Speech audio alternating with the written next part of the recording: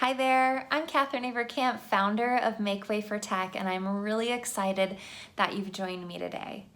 One of the things that a lot of us are thinking about as teachers right now is how to keep our students connected, right?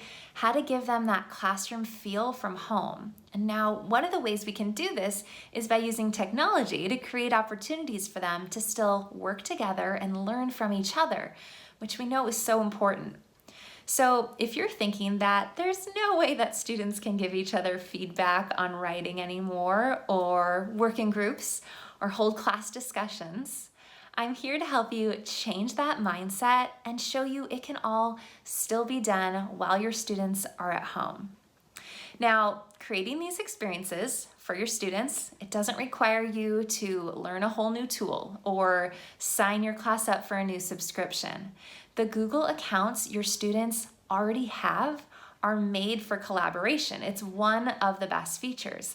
So groups of students or even your entire class can be working together in the same Google Slides presentation or Google Doc, and I'm going to show you today that it's really easy to do. So today I'm going to show you how to create a class discussion activity in docs, slides, and drawings, just so you can see which tool you might want to use depending on the type of discussion you want to set up. I'll show you how your students can share their work with one another and give each other feedback using the commenting feature, which students absolutely love doing. I'll show you how to set up a collaborative activity for a group of students, as well as some really important things you'll want to remember and let your students know. And I'll also share with you a free template that I have that you can start using for group work for your students. We'll talk briefly about how to assign collaborative activities in Google Classroom. Just make sure you have the right setting. And lastly, I'll show you how to monitor student work so you can see exactly what each student is contributing in their group.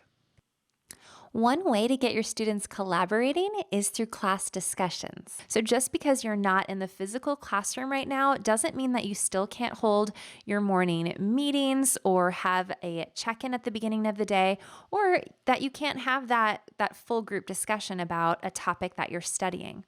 So in this example, I created a Google Slides presentation, and I have 2 slides in it. At the top of the slide, I typed a question that I'm posing to my class, and I also included a little image here. You'll then see that I have just created text boxes. I just duplicated text boxes, and I made enough so that all of my students have space to respond. You can have your students use their class number if they have one, or you can just tell students to type in a text box that doesn't have any text in it yet. So when your students receive this, what they'll do is they'll find their text box, they'll just get rid of the words type here, and then they'll type in whatever it is that they're responding. So in this case, Kylie's goal is to read for 30 minutes straight without getting up. And soon, all of these text boxes will be filled from students in your class, and you can all see what everyone's goal is for that day. So again, this can be kind of a morning check-in. How are you feeling? You can put this into your character educations, or you can definitely use this for a subject you're studying. Maybe you have a government unit. You could talk about why laws are important, or in your science unit, give an example of an adaptation that an animal has. Share an idea of how we can conserve natural resources and why it's important to do that. So this can really be used for anything. Another way to have a class discussion is through an image collage. If your students are learning about natural resources and you want them to show what they've learned so far, what is a natural resource, you can create a blank Google drawing space. I love Google Drawings because the workspace is a lot larger and it's just one canvas to work on. So all I did was insert a text box here, and then when students get this, they're going to use the insert image button right in Google Drawings and search the web. Then they'll search the web for their natural resource. They'll double click on it, and then they'll just resize it so that all their friends have space to work. So as students put images on, you can see that it'll start to fill up. This can also serve as a class discussion. And then the last thing I wanted to show you is Google Docs. So Google Docs you could use in a similar format. What I did here is I typed a question at the top to actually poll my students. So this could be for a graphing activity or just kind of for, again, a check-in. And I just made a table here. I inserted a table and I just typed in 2 different books that we had read in class. And when students get this, they'll just type their name into one of the boxes to show their vote. This can be used as a prediction for something or a poll. You can kind of think about what it is you're teaching and you can create that. So again, here's Google Slides, Google Drawings, and Google Docs. So it just kind of depends what you feel is easiest and what kind of discussion activity you want to create. Now, if this feels like something you want to try with your class, but you're still a little bit unsure on maybe how to insert text boxes or duplicate slides, I walk you through that in a Google course that I've created for teachers. So you can always take a look at the videos in that course to learn exactly how to do these things. When you're ready to assign this collaborative discussion to your class and you're in your Google Classroom and you've started to create the assignment, you'll attach it the same way right from your Google Drive. But then you do something a little bit different. So you can see here this setting, it says students can view file, but you need to change it to students can edit file. So you don't want the last option. You don't want each student to have their own copy. You want them all to be in the same one. So make sure you choose student can edit file, and then you can just assign it as normal and students will all be able to collaborate. Next, I'll show you the commenting feature, which is one of my favorite things about using Google with my students. It's going to provide your students with the opportunity to have back and forth conversation with their peers, which can help deepen their learning, and it promotes asking questions and drawing personal connections while giving feedback to their classmates. It's also going to provide students with an authentic audience that's going to be interacting with their work. Even though your students are home, they can still utilize their classmates for peer editing and feedback on a piece of writing, for instance, like this one. In order for your students to share their work with a friend, they're going to click the blue share button in the upper right-hand corner, and they're going to type in their friend's name. I tell my students to type in their friend's last name first, just because it comes up a little bit quicker. But once they click on their friend's name, then they can decide if they want their friend to be able to edit it. They'd want to do that if they were working together on this piece, because then both people could have access to changing the words on it, or they can make it so their friend can just comment on it. So I'm going to choose can comment here and then click send. Now, if I'm Francis, the friend that it was shared with, I'm going to click on the shared with me section on the left-hand side of my Google Drive, and then I'll just double click on the doc. And now you can see that we're actually both in this. So Catherine's in it and Francis is in it at the same time.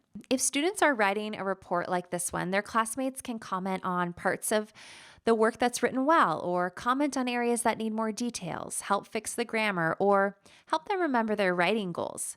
Students can enter a comment in very easily.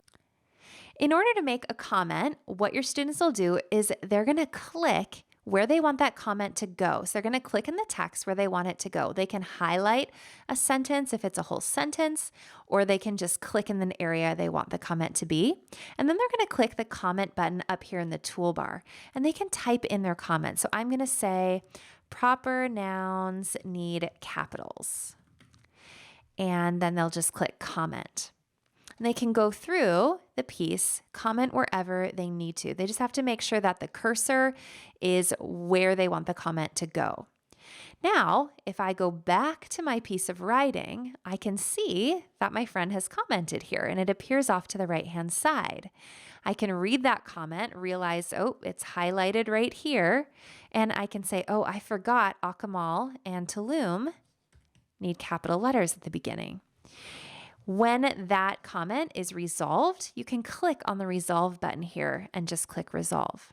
So they're able to share their pieces in Google Docs and look for things that might need to be improved. Now, this also works for Google Slides. So if your student has a Google Slides presentation that they want to share with a friend, they share it the exact same way. So they're going to click that share button in the upper right-hand corner. They're going to type in that person's name. Then they have to decide if they want that person to edit it, comment, but I'm going to click comment on it and I'll click send again.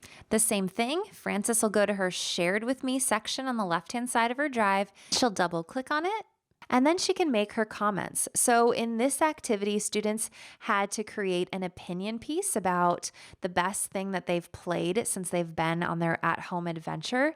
So in Google Slides, if you want to make a comment about the whole slide overall, you can just click the comment button and it'll make a comment about the whole slide. If you want to click on a picture, an image, and make a comment on the image, just click on the image and then click the comment button. Students can also comment on a section as they did before. They're just going to highlight the text they want to comment on, click the comment button, and type in their comment. What's the difference between Egyptian war and regular war? And double check your spelling on Egyptian. So hit comment. And then when I go back to the example over here, I can see that now Frances has commented. When I hover over her, I can see that this text is highlighted.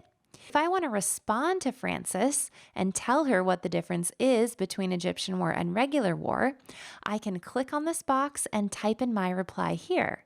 And it's kind of neat because your students can start a conversation around their work right in Google Slides.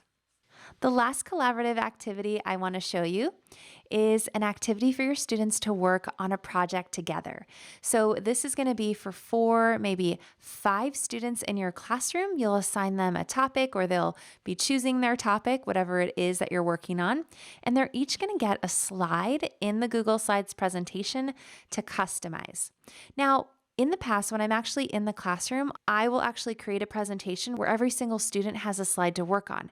However, it's a lot easier to manage that when you're in the classroom. You don't want to have to worry about kids accidentally deleting things and them contacting you. So I really recommend that when students are at home, that they're just working in a group of 4, maybe 5 students. So here's a template that I could give my students. I have a title slide, I've created a table of contents for them, and then I have the student slides. Now, I put a few things on here and you can decide, and maybe you want to create text boxes for your students or arrows already. Maybe you want to create a space for them to put images, or maybe you just want to give this as a blank template. It's completely up to you and it kind of depends where your students are in terms of using Google. Now, I'm going to show you an example of a completed project. So again, each student has one slide. Here's the cover slide, the table of contents they've filled in, and then each student was able to work on their slide and complete it. And they split up the parts and they all used images and text. Now, there's a few things that your students need to remember when they're working collaboratively. The first is that in order to be working on their slide, they have to see this yellow text box over on the left-hand side surrounding their slide. So when it's surrounding their slide, they know that's their slide. If they want to delete something on their slide that they've already put on it, they have to make sure that they've selected something on the slide to delete. So if nothing's selected and they hit the delete button, the slide is actually going to delete. Now, it's not a problem because there is the magic undo button, as I call it, up in the toolbar. So they can click undo, the slide's going to reappear, it's fine. If they want to delete something, they need to actually click on it so that they see these blue squares surrounding it, whether it's an image or it's text. Then they can delete it. In just a little bit, I'm going to show you how they can also check the revision history and restore an old version if for some reason things get deleted and that undo button doesn't work. Now, before I give this to my groups in my class, I want to make this the master. So I'm going to click up in the title and I'm just going to type master here. I want to make sure that I always have this blank template available in my Google Drive. So to send it out to my students, I need to make some copies of it. So I'm going to go to File, Make a Copy, Entire Presentation, and I'm going to call this Collaborative Group 1 Activity Template. So students in group 1 will get this copy. I'm going to go back to my master and I'm going to make another copy. I'm going to call this Collaborative Group 2 Activity Copy. And I'll do that until I've made enough copies for the amount of groups that are in my class. Now, when I'm ready to assign them, I'm going to go to my Google Classroom, add the activity, and I'm just adding the activity for group 1 first. So I'm going to hover over this and it says collaborative group 1. So I'll double click on it. I have to make sure I change this to students can edit file. Always edit file for a collaborative activity. And then on the right-hand side where it says all students, I'm going to click on that. I'll click the box next to all students to uncheck it because I don't want this to go to all of my students, right? I only want it to go to 4 of my students. So I'm going to click the 4 students that I want it to go to, and then I'm going to click assign. And I'm going to follow those same steps for group 2, 3, 4, 5, and 6 in my classroom. Now, if you still need to set up your Google Classroom or you're not sure how to grade the student work that is returned in Google Classroom, I cover all of this in my Google course for teachers.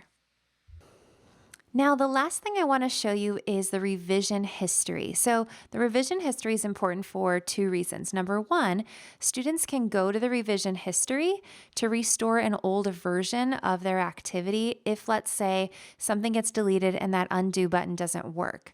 The other reason that the revision history is really great is because you as the teacher can check out what each of your students have contributed to the group project. To find the revision history, I'm going to click above the toolbar here where it says last edit was made on May 31st. Click that. And if I look on the right-hand side of my screen, there are a few different versions.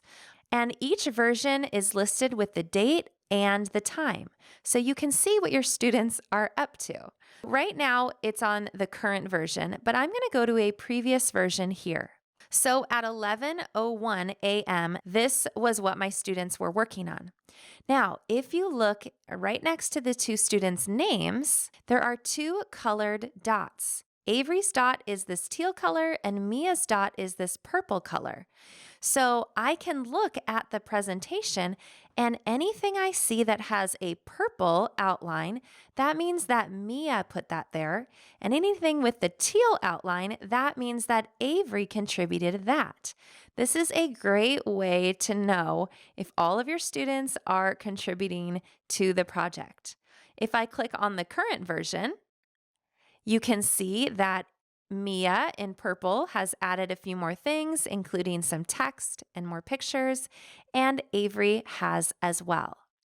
Not only can you see if all partners are contributing equally and kids can't make up what they did, but if students accidentally delete something, whole sections, or even the entire screen, which I have seen before, you can just restore a previous version. So right now, again, this is the current version, but if I go and I click on a previous version, I can click this button at the top of the screen that says restore this version, and it'll actually restore that version for me in case something has happened.